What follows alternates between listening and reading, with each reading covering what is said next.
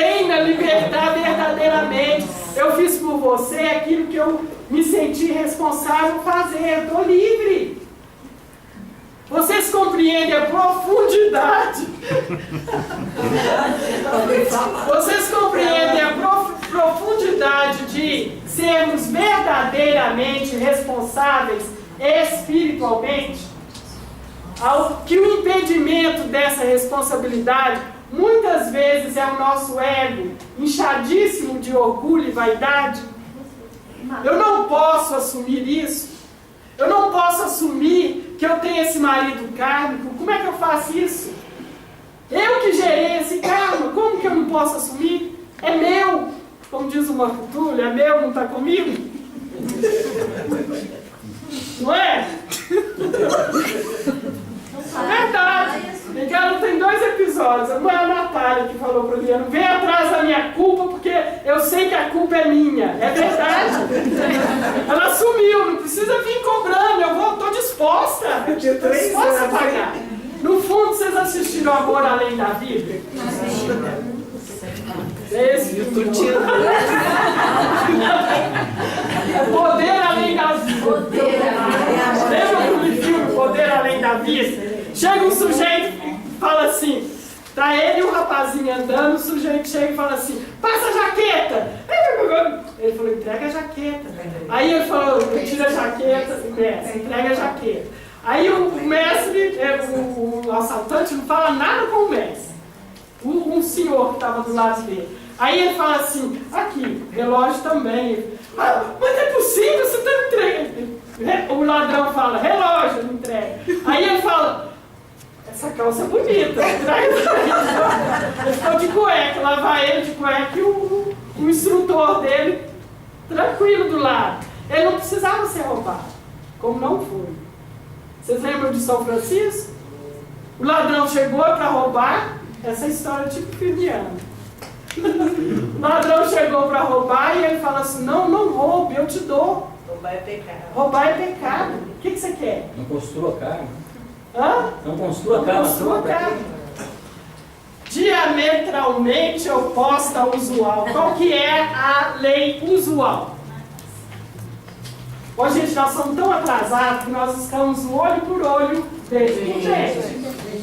Estamos na vingança mesmo. Nós estamos na vingança. Se você me trai, ao invés de eu pedir o preço do prejuízo, eu vou lá e falo: vou te trair também. Se você faz uma sacanagem comigo, eu faço com você também. Mas É aí assim? não precisa nem ressarcir, né? Porque o chumbo já ficou trocado. Você tinha um problema assim, você passou a ter um assim. E cada vez que você repete aquela situação que lhe fizeram, você aumenta a sua própria conta. A lei é de responsabilidade pessoal. Ok? Então, para entender bem isso, tem um gráficozinho aqui que nós vamos trabalhar com ele muito tranquilamente. Não é não, Rô? Pensei nesse gráfico o tempo todo. Ela estudou com a gente preparando para apresentar para vocês, e a Rose está falando que ela pensou nele desde segunda-feira até agora. Quer explicar para nós? Não.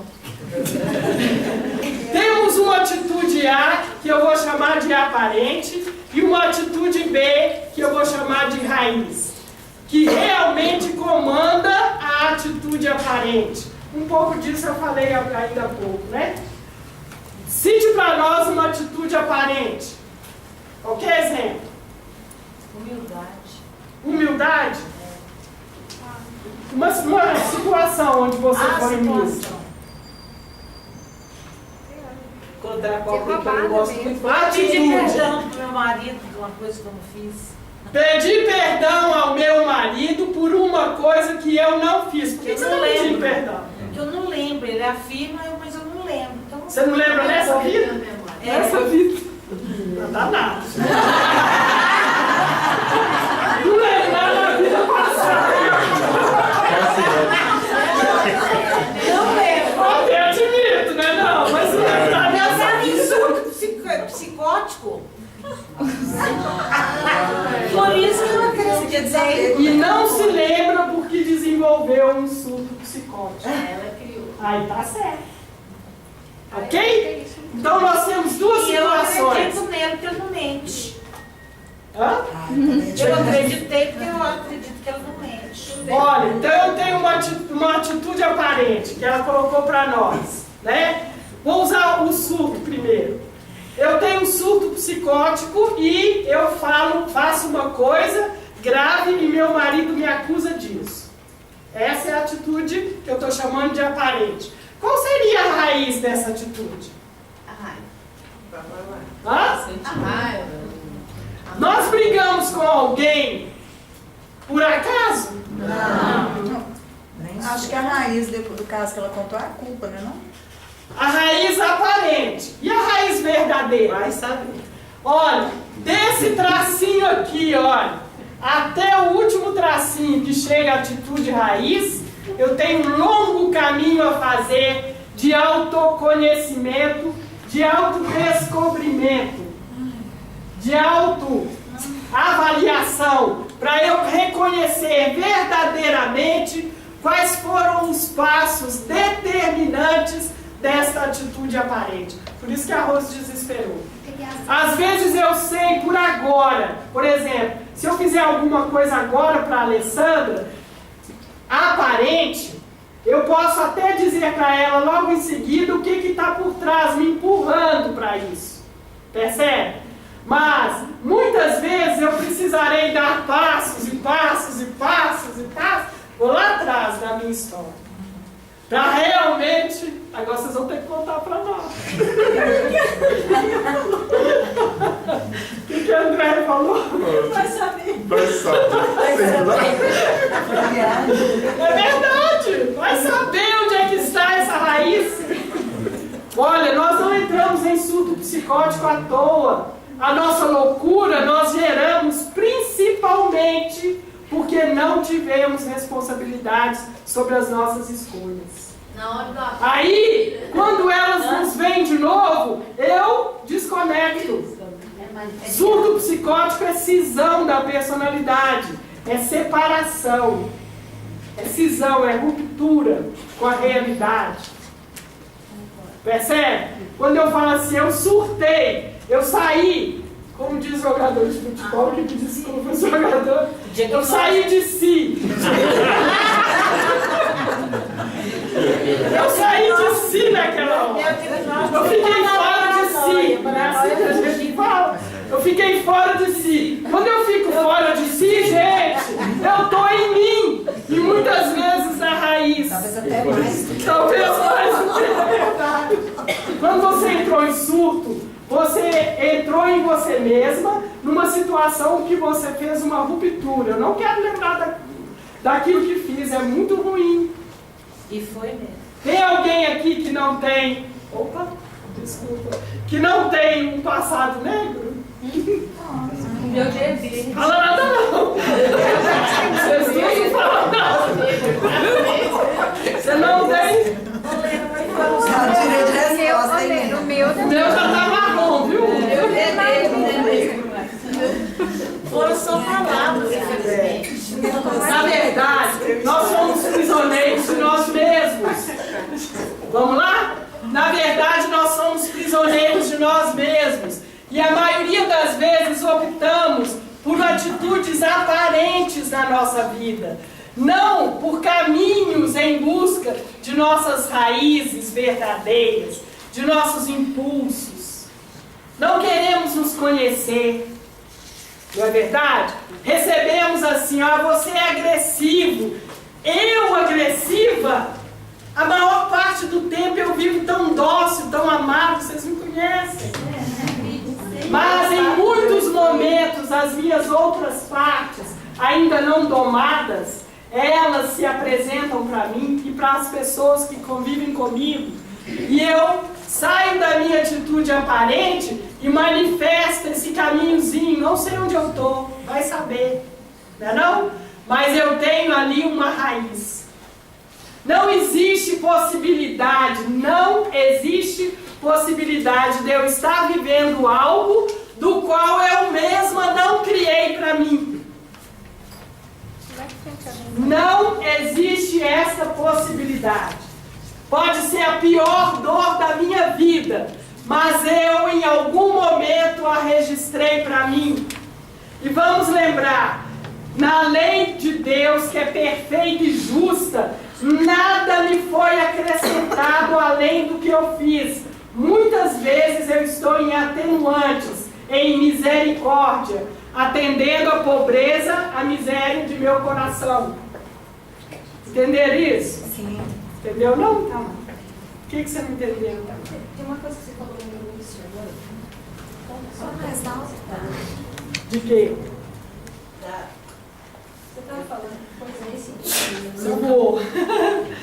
Não há nada na minha vida atual, por maior que seja a dor, a dificuldade, que não seja uma resposta da lei a escolhas que fiz eu própria, que meu espírito fez. Essa é a lei libertadora da nossa vida. Você quer dizer nessa ou nas vidas anteriores? É porque quando eu falo espírito, é a memória de meu espírito, que é, eu disse no princípio, não é? Aqui está eu, Lena, num corpo, numa encarnação. Meu espírito habita esse corpo, mas meu espírito tem uma história enorme. E vem, pela misericórdia de Deus, Ele me dá só um tanto de ajustes para essa vida, o que nós chamamos de programação espiritual. E a vida vai bem por algum tempo, não é verdade? E depois ela me dá uma lambada e eu falo aquela história do princípio. Eu às vezes condeno a vida, as pessoas, mas as escolhas que eu fiz, e como lembrou a Cristiane, das quais eu não tenho consciência atual, memória de meu espírito, é que estão em ajuste natural. Então não há nada fora da lei. Não há nada que eu esteja vivendo aparentemente que não tenha uma raiz.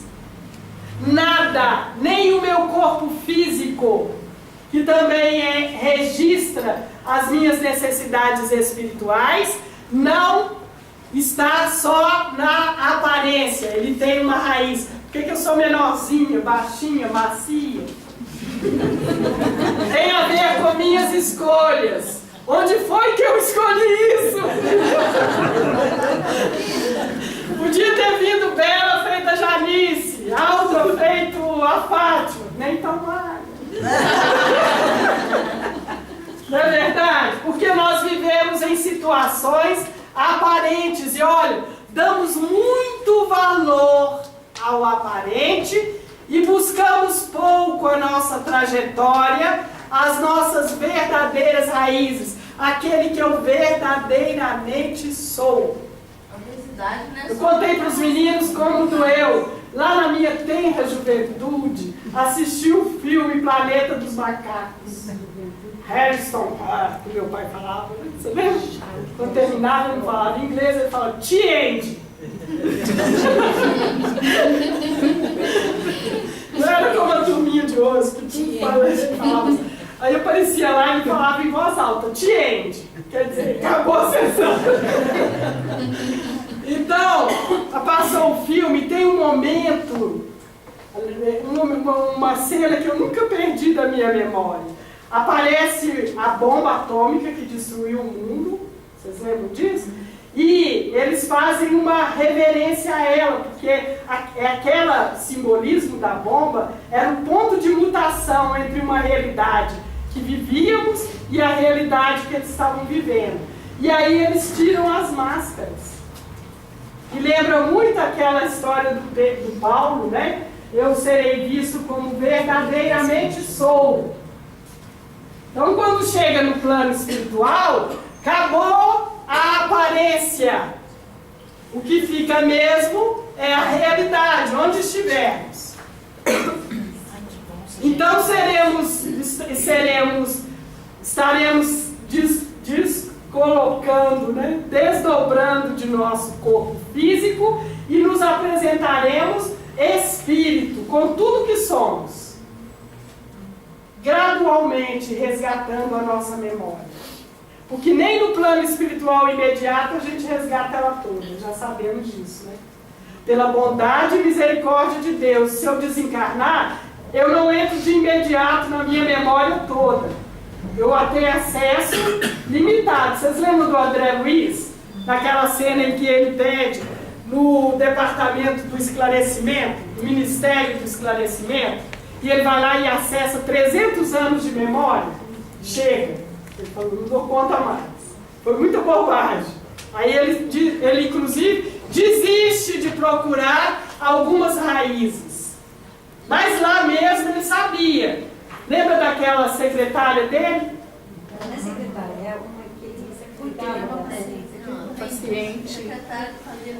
Não, é a esposa. A secretária permitiu a entrada do fazia com que ele atendesse aquela senhora. Não é verdade? A única que fez oração para ele. E nem foi por escolha dele. Ele fazia, vocês lembram a cara dele no filme? Ah, meu Deus! Lá vem ela para eu dizer essa pessoa. Não é verdade? Mas claro, Rosa, atitude A e B? Mas não menos difícil. Certamente. A lei de responsabilidade pessoal é confiável e verdadeira e sempre levará a resultados, desde que esse vá fundo bastante e que se seja verdadeiramente honesto neste esforço. Ok? Ela é confiável e verdadeira e eu preciso ser também verdadeiro e honesto. Uma das grandes propostas do guia para nós é que nós sejamos verdadeiros. Nos grupos de treinamento a gente briga todo dia, não é verdade? Porque a maioria das vezes vivemos no... Por que você chegou atrasado? Ah, sabe por quê? Porque aconteceu isso. Atitude? Se eu procurar dentro de mim, existe algo que atuou e a vida responde à minha vontade. Nós esquecemos disso. A vida responde à nossa vontade. Às vezes eu mantenho resistências antigas que se manifestam ali, naquele momento. Fala. Quem fala? Muitas das vezes essa aparência não é assim com as pessoas. Posso fazer isso para mim mesmo, que é me enganando. Né? Não, a maioria das vezes você está enganando. Se você conseguir enganar alguém, é um grande propósito seu. Mas verdadeiramente você está em auto-engano. Entendeu? Você nunca engana alguém antes de se enganar. Você nunca mente para alguém antes de mentir para você. Entendeu? Vamos mais. Sempre que chega a uma encruzilhada, onde não vejo saída, não vejo como mudar, resolver o problema inteiro, posso estar certa de que uma importante ferramenta para destrancar a porta ainda não foi encontrada, não importando quanto tenha aprofundado em minhas percepções anteriores. Ok? Ele está dizendo aqui exatamente o que a gente vinha falando da situação aparente. Sempre que eu não encontro a resposta, que eu não vejo a trajetória toda, eu estou no caminho dela. Às vezes eu estou aqui e a raiz é um pouco adiante. Então eu acho que não achei mesmo a resposta, não achei a solução, não tem como trabalhar a minha atitude. Eu preciso continuar trabalhando em direção de autoconhecimento, de autodescobrimento. Entenderam isso aqui? Aprofundando em minhas percepções anteriores. Buscando reconhecer, saber o que eu sou e quem eu sou. Isso é muito importante para nós. Sendo verdadeira comigo. Né? O exercício da verdade. Gente, a gente se embola tanto no exercício da verdade. Olhar no olho de alguém e dizer exatamente o que você está sentindo. Não é verdade? Não precisamos fazer esse teste. Nós precisamos olhar para nós mesmos e dizer para nós aquilo que nós estamos vivendo.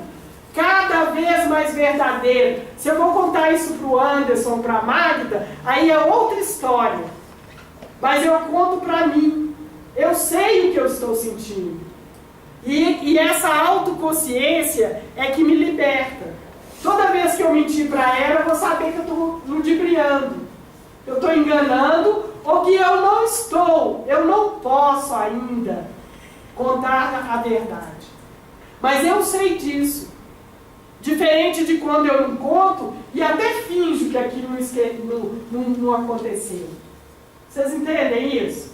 Muitas vezes nós nos ocultamos, guardamos as coisas para nós de tal forma que nós criamos uma parede, concretamos aquilo no meio da parede.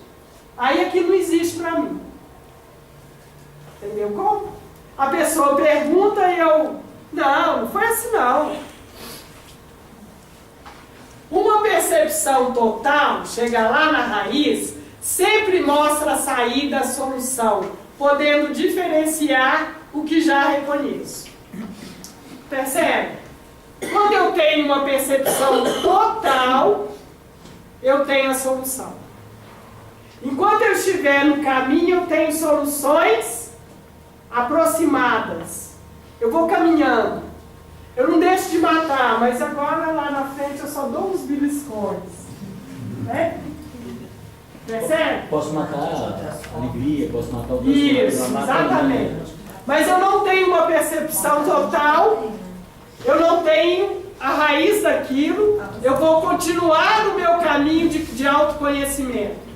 Quando eu reconheço aquilo verdadeiramente em mim, e é legal, gente, a gente não precisa fazer isso com relação a ninguém. Aliás, essa é uma tremenda perda de tempo. Se eu ficar aqui tentando reconhecer o que impulsionou o fulano a fazer aquilo, é perda de tempo. Esse trabalho é dele, não é meu.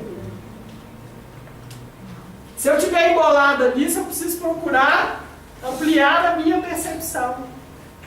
Por que nós gostamos da ajuda vinda de qualquer ponto? Não é verdade? Porque ela nos ajuda a ampliar a nossa visão. Não é? Uma história, por exemplo, se acontecer um fato aqui, quantas versões ela vai ter? Quantas vezes? Quantos topinhos tem aí? Quantas versões ele vai ter? No mínimo. Quantas distorções? Não é verdade? Uma vez no estudo eu levantei um lápis para... O que é isso? O que vocês diriam? Depende da sua imaginação. O que vocês diriam? O que é isso? O que é isso? Eu sou uma lenda sorridente falando sobre lei de responsabilidade espiritual, sustentando um aparelhinho que eu não sei para que serve. Milhões de alternativas nós vamos guardar. A Ângela falou que era... Nenhuma delas traduz a verdade, todas elas são parciais. A Ângela falou que era a estátua da liberdade. Eu imitando. Caiu ontem, você ficou sabendo? Viu, gente? Como é que acontece? Um instantinho, ó. Não importa o fato, mas a versão, né? Um instantinho, nós acionamos. Quer dizer que eu não soube? Como que aconteceu? Por causa desse filme, que acordaram até 1h da manhã. De novo, que eu já tinha assistido. Gente, uma percepção total nos traz uma sensação de alegria, de libertação, de esperança, de liberação, de esperança, de força e de luz. Dá uma energia, uma pulsação nova em nós. Aí nós sabemos que libertamos ou chegamos à raiz daquela questão. Às vezes trabalhamos com muito esforço durante muito tempo até chegarmos a ela. E às vezes ela se apresenta a nós naturalmente, como eu disse, por uma visualização, por um sonho, por um trabalho espiritual, não é verdade? Por muitas e muitas situações, aquilo se apresenta para nós. E eu vivo essa sensação de alegria. Injeta uma nova energia no sistema como um todo, que é a visão da constelação. Não é isso? Se eu acho uma solução nova para mim, isso afeta o sistema todo onde eu estou. Todo o sistema, inclusive o meu planeta. Se eu busco uma solução saudável dentro das muitas dificuldades que vivo, aquilo já desagarra, como a gente costuma dizer. Já é uma pedrinha nova, num novo lugar, num novo movimento. Sou eu no novo movimento da minha vida. Entendeu isso? Eu começo das percepções parciais. Sempre. Visões parciais. A primeira visão é quase uma viseira. Eu vejo só o ego. Isso aconteceu por causa da máquina. Aconteceu também que esse negócio de mexer com o espírito trouxe esse problema para mim. Arranjamos todas as situações, que é mais ou menos a de onde partimos, não sou eu. Não é verdade? Um dia eu cheguei na garagem do meu prédio, olhei para o para-choque do meu carro, nossa, que arranhão feio. E passei a olhar para o carro do lado, que estaciona junto comigo. Aposto que ele esbarrou em mim. Gente, mas eu dei uma gargalhada às 10 para 7 da manhã.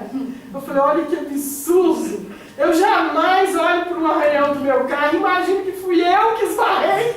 Eu sempre vou lá procurar o fulano que esbarrou no meu carro. Primeira percepção completamente viseira.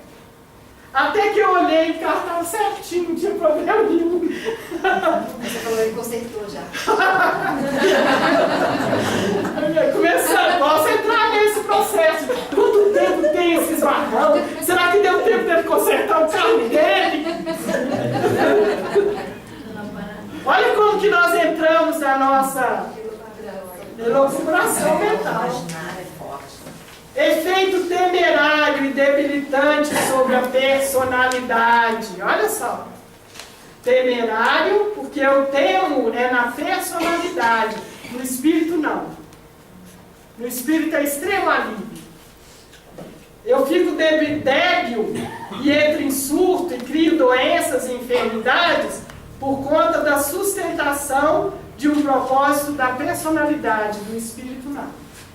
O espírito é tão tranquilo nesse aspecto que ele diz assim, vocês lembram quando a alma se libera?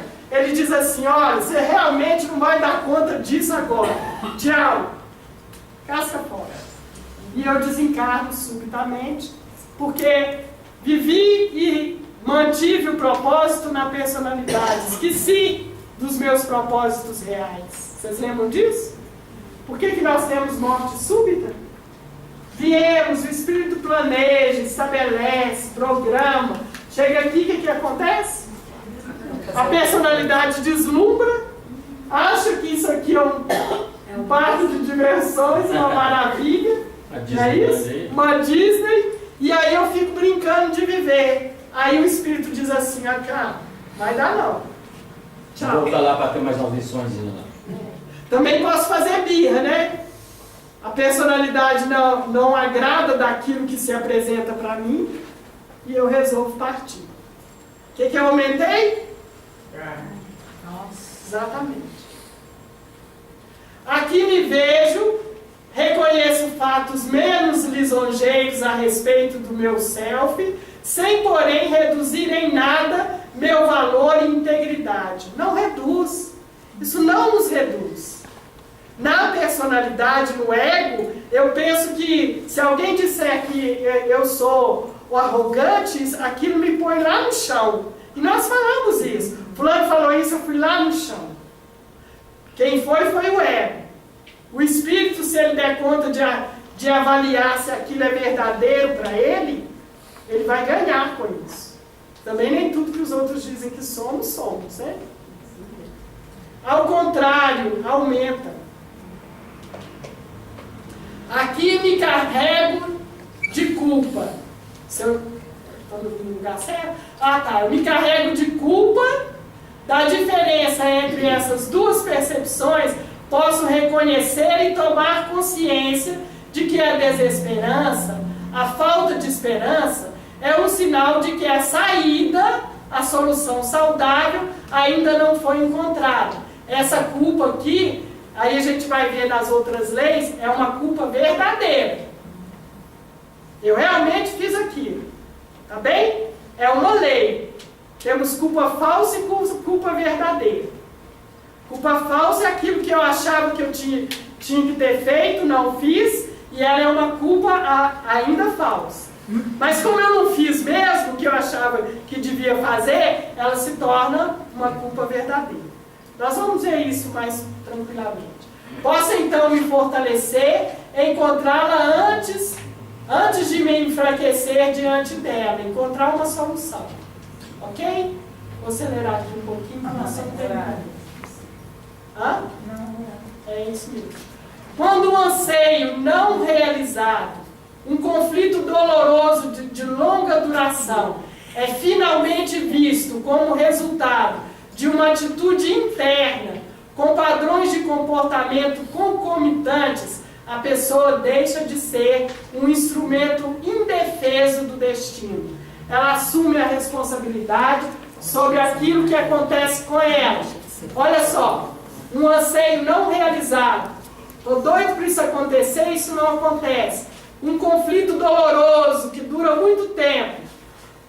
E quando eu posso olhar para ver que ali tem uma atitude interna minha, com padrões de comportamento similares, aí então eu deixo de ser um instrumento indefeso diante desse destino, dessa energia que me impulsiona.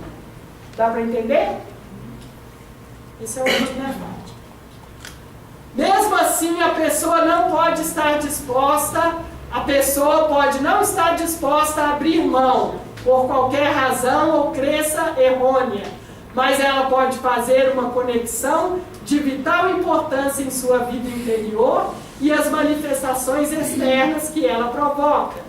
Posso assim encontrar o porquê de um apego tão obstinado e uma negatividade e uma atitude destrutiva. Eu também posso perceber que essa coisa de querer voltar para ele é um apego, uma obstinação negativa e destrutiva para mim. Quer dizer, você não precisa ter consciência, você não precisa largar aquilo, mas você ter consciência já é muito importante. Se eu tiver consciência, eu posso até não abrir mão, mas eu começo a trabalhar as razões, as crenças errôneas, o meu apego, a minha negatividade, a minha destrutividade com relação àquilo. Então eu começo a fazer aquela trajetória da atitude A para a raiz. Fisioterapia maravilhosa. Não é? Acabou também, mano. Aí, manda. Gente, sabe o que eu espero verdadeiramente? Tem mais na próxima? Sabe o que eu espero verdadeiramente? Que isso acenda uma série de questões internas dentro de vocês, para que na próxima vez que a gente se encontrar, muitos outros questionamentos através da leitura, vocês vão anotando e falando, gente, não entendi isso aqui não. Qual que é a melhor compreensão que nós temos para isso ou para aquilo, e a gente possa caminhar neste aprendizado, neste estudo. A mesma música. Tá bem? Combinado? Tá bom. Hoje eu recebi, só um minuto. Hoje eu recebi aqui das mãos da Fátima, um bilhetinho da Mari, filha da Fátima. Sério?